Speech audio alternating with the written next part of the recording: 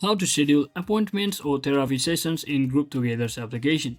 So hello, welcome back to my YouTube channel. If you also want to know how to schedule appointments or therapy sessions in Group Together app, here's what you need to do.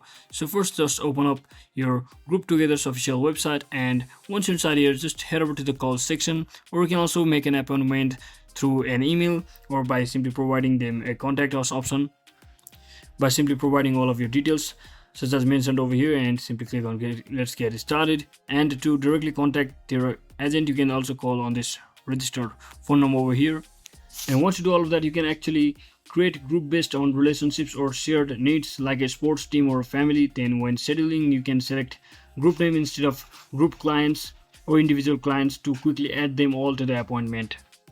So once you have set it to the appointment, you go to the scheduling section, which is usually a calendar or appointment page, and select the date and time for the appointment and indicate that it's a group appointment. And instead of selecting individual clients, search for and select the group you created and specify any other relevant details like location, appointment type, and online or in-person details.